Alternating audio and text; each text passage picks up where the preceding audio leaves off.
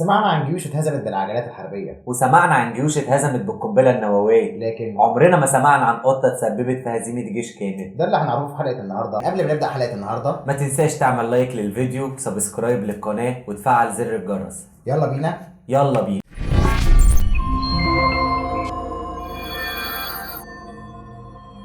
الحدوثة النهاردة هتبدأ من الملك قمبيز الثاني، ملك الإمبراطورية الفارسية اللي امتدت حدودها من وادي السند شرقا إلى ليديا شمالا والحدود المصرية غربا. مملكة ضخمة. ولد قمبيز الثاني سنة 558 قبل الميلاد، وتولى الحكم سنة 530 بعد وفاة أبوه كورش ملك الفرس. الراجل دوت كان بيمتلك مملكة ضخمة جدا، مشكلته كلها إنه كان مجنون. وعاوز دليل على كده اهوت، هدي لك بدل الدليل 3 أدلة. الدليل الأولاني مثلا، ده واحد قتل أخوه لمجرد إنه كان غيران منه. طب القتل مش دليل جنان، القتل ده دليل طمع، بلاش الدليل الأولاني. الدليل الثاني، ده حب أخته وأراد أن يتزوج منها، فراح جاي رايح لمين؟ للقضاة بتوع دولته. يا قضاة، هل هناك ما يمنع زواجي من أختي؟ قالوا له يا فندم، في هناك ما يمنع زواج الأخ من أخته، ولكن ليس هناك قانون يمنع زواج الملك من أخته، فافعل ما تشاء. لأن هم طبعا كانوا مرعوبين منه، وبالفعل اتجوز أخته. ده تصرف واحد مجنون. برضه مش مصدقني؟ طب خد التقيلة. الدليل الثالث، كان بيتمشى هو وصاحبه وابن صاحبه الطفل، فصاحبه بيقول له يا ريس، انا سمعت ان الشعب بيقول على سيادتك مجنون. قال له انا مجنون؟ قال له يا فندم الشعب اللي بيقول. قال له طب دلوقتي انا هدخل معاك في رهان، ولو كسبت الرهان يبقى انا مش مجنون، لكن لو خسرت الرهان يبقى انا فعلا مجنون.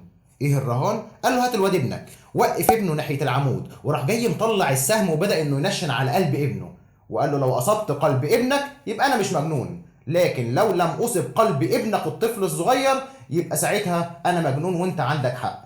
وبالفعل اطلق السهم، والسهم دخل في صدر الطفل، مات. ساعتها هيعمل منظر بشع، هيطلع الخنجر بتاعه ويشق صدر الطفل ويطلع من جواه القلب، ويشوف نصل السهم وهو جوه القلب، وساعتها هيضحك ويقول له شفت، يبقى انا مش مجنون وانت اللي كذاب. دي طبعا تصرفات واحد مش مجنون، ده ابو المجانين كلهم. الراجل المجنون دوت هيقرر ان هو يتوسع بالامبراطوريه بتاعته. نهار اسود، انهو دوله ديت اللي هيبقى ايامها سودة وهتواجه واحد زي دوت؟ كان للاسف المملكه المصريه. في الوقت ده اللي كان بيحكم مصر الملك أحمس الثاني، أحد ملوك الأسرة 26 وآخر ملوك مصر العظماء، اللي حصل في عهده تطورات كتيرة في النواحي السياسية والاقتصادية. توسع بالمملكة المصرية حتى بركة في ليبيا، وضم جزيرة قبرص، وتصدى للملك نبوخذ نصر الثاني، ولكن كان عنده مشكلة مع قائد جيشه الإغريقي اللي بعد كده هرب للملك قمبيز. والمشكلة التانية اللي واجهته إن القمبيز طلب منه زواج بنته زواج سياسي، وفي الوقت ده الملك أحمس ما كانش ينفع يعلن رفضه. لقى الحل ان هو يبعت بنت الملك السابق على اساس ان هي بنته، علشان يتفادى التصادم بينه وبين قمبيز. وهنشوف قمبيز هيعمل ايه في مصر. قمبيز الثاني ساعتها استقبل الهديتين. الهديه الاولانيه عروسته اللي هي المفروض بنت الملك احمس الثاني، والهديه الثانيه هي قائد جيش احمس. الهديه الاولانيه اللي هي بنت احمس الثاني قالت له على فكره انا مش بنت احمس الثاني، انا بنت الملك اللي قبل احمس. غضب جدا، ازاي احمس الثاني يشتغلني؟ وفي ساعة غضبه بدأ قائد جيش أحمس يقول له ما يلا يا ريس نهجم على مصر، وانا عارف تمركز الجيوش المصرية فين، ده انا كنت قائد الجيش المصري. ساعتها قمبيز لقى عنده الحجة ولقى معاه الدليل اللي يخليه يحتل مصر، لكن كانت مشكلته كلها مين اللي هيساعده في الطريق. وكان لاجل حظه في عداوة كبيرة جدا بين مصر وبين مملكة الأنباط اللي هي على الحدود المصرية. ساعتها هيطلب المساعدة من عرب الأنباط. ملك الأنباط ساعتها هيقدم له كل المساعدات، هيقول له بس تعالى أنت يا قمبيز وأنا هديك كل المساعدات لاحتلال مصر. وفي نفس الفترة هيطلب المساعدات برضو من دولة الإغريق اللي هم المفروض متحالفين مع مصر. ملك الإغريق هيقول له أنا كل اللي هعمله إن هتخلى عن مساعدتي لمصر. طب قبرص، ملك قبرص قال نفس الكلام، يا قمبيز لو هجمت على مصر أنا هتخلى على مصر مش هساعدها. وبكده أحمس معاه حجته دليله واللي هيساعدوه في اقتحام مصر. لكن ساعتها في حاجة غريبة هتحصل في مصر. الحاجة الغريبة دي هي ان الملك أحمس الثاني هيموت قبل وصول قمبيز مصر بحوالي 6 شهور، وهيتولى الحكم مكانه بسمتك الثالث اللي خبرته على قده. هيوصل قمبيز لغزة ويبدأ إن هو يوقعها بكل سهولة، ومن غزة للفرمة اللي هي النهارده بورسعيد. لكن أول ما يوصل عند حدود الفرمة هيستخدم خدعة. الخدعة إنه كان يعرف عن الثقافة المصرية إن هما بيقدسوا القطط، لدرجة إن اللي بيقتل قطة حكمه الإعدام، واللي بيأذي قطة حياته كلها شؤم، حتى حياته الأخرى ما بيقدرش يوصلها، واللي بتنط له قطة بيحلق حواجبه حداد عليها، وينتهي الحداد دوت لما شعر حواجبه يطلع تاني. ومن هنا جات له الفكرة العبقرية. أمر جنوده إن هم يجمعوا أكبر عدد من القطط، ويحطوا القطط ديت في الخطوط الهجومية الأولى، وكمان يرسموا على الدروع بتاعتهم شعار القطة. وبدأ الهجوم. ساعتها إيه اللي هيحصل؟ القطط خلت رماة الأسهم يخافوا يصوبوا على جيش الفرس لاعتقادهم إن أذى القطط أو قتلها هيصيبهم باللعنة والشق.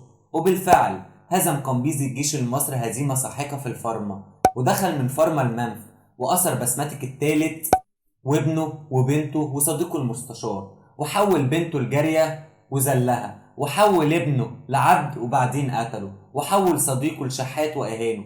لكن عامل بسمتك الثالث معاملة كويسة لحد ما حس ان هو بيشحن المعارضة المصرية ضده، فاضطر ان هو يجبره ان هو يشرب دم الثور علشان يبان ان هو انتحر، عشان ما ينفعش يقتل ملك اخد دولته. بعد ما سيطر قمبيز الثاني على مصر كلها، قرر ان هو يتوسع ب3 حملات.